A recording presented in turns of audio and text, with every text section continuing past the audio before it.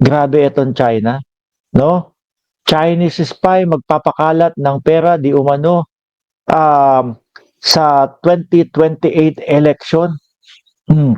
Delegates na naman ho ang Pilipinas diyan, mga boss chief amo sir. Bakit to? O eto, basahin natin, no?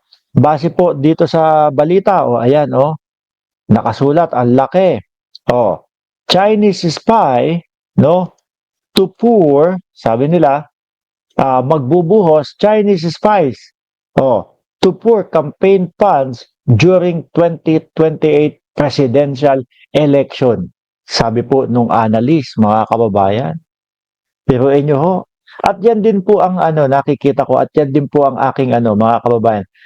Nakikita kong gagawin po talaga ng China. Kasi naman po 'di ba? Kung nakita nyo po, mga bossing, wala pang eleksyon. Ito pa lang po, pagkakaupo pa lang ni Pangulong Bongbong Marcos, mga kababayan, ano po ginawa nila? 'Di ba? Sinabi ni Catrina Ponce Enrile, talagang naglalatag ng pera ang China upang merong mga taong bayaran na kapwa natin Pilipino at sila mismo ang maggiba o gumuho o ang magpabagsak sa gobyerno ng Pilipinas. At napatunayan mo yan. Meron pong mga tao talaga na kung ano-ano ang mga sinasabi, kung ano-ano po ang mga ibinibintang sa Pangulo, kung ano-ano po ang mga iniimbento sa Pangulo. Di ba? At nakikita ko ho, hindi talaga hihinto ang bansang China dito sa ginagawa nilang pambubuli sa Pilipinas. Dahil nga po, di ba, unahin natin yung Palawan. Oh, napabalita ho. Napabalita na talagang yung mga Chinese binibili ng bulto-bulto o malalaking bahagi ng Palawan. Ano ho? Grupo-grupo, no, mga Chinese. Pag nangyari ho ito, mga kababayan, sasaraduhan lang nila yung entrance ng Palawan, sasabihin, wala nang pwedeng pumunta dito.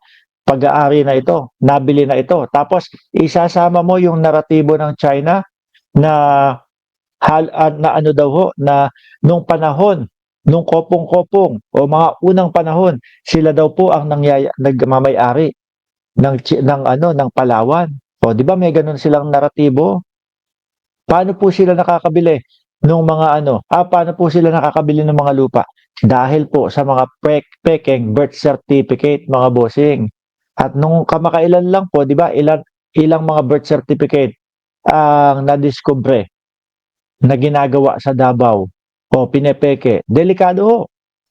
Delikado. Lahat po gagawin nila, mga kababayan, para unti-unting masakop, makuha ang ating bayan.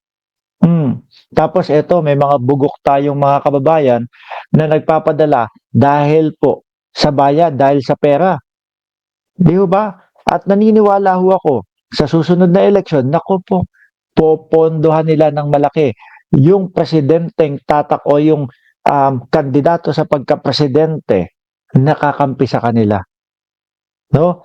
Nakakampi sa kanila. Kayo po, diyan sa comment section, sabi ni Shiro Kansaki, 1,200 fake birth certificates yung nabuko ho. Kayo sa tingin nyo, mga boss chief amo sir, sino sa tingin ninyo ang popondohan ng mga Chinese spy para pondohan yung kampanya sa presidential election sa 2028? I-komento nyo dyan sa comment section. Basahin ko a security analyst confirmed Thursday that a well-funded network of Chinese spies has spread all over the country from Batanes to Sulu, dulo-dulo ng Pilipinas. Mula sa taas hanggang babaho, no, with an eye at influencing the outcome of 2028 presidential election. Ako ho, mga bossing, naniniwala ho ako, kaya nagkakaganyan ang China, kaya binubuli tayo kasi ho, ayaw nila kay Pangulong Bongbong Marcos. No? Ang gusto ho kasi nila, mga boss chief amo sir, yung mga presidente na susunod lang sa mga kagustuhan nila, yung magiging aso nila. Yun ang gustong-gusto nilang mamuno sa ating bansa. Para nga naman, isang salita nila, susundin agad. Di ba, Nieves, paano ko babasahin yan? Nieves Sebon, 7796. Oh. Ako nabudol, fake birth certificate online, $55 plus shipping. O, di ba? O, tuloy ko ho mga kababayan. Sabi dito, nagbebet din yan kung sino ang magiging presidente natin. They will pour out campaign funds para ma-impluensyahan yung foreign and security policies natin. Ayan o, halatang halata na. Kitang-kita na ho natin mga kababayan. Baka mag-isip pa tayo kung sino yung mga yan. Di ba? Alam na natin yung mga kilusan nila. Alam na natin yung mga gawain nila. Baka mag-isip pa kayo. Sabi pa dito, malawak yung kanilang network because they are deep funded. Secondly, alam naman natin our relationship with China is very high. Yung distrust and mistrust. Naturally, they would send spies.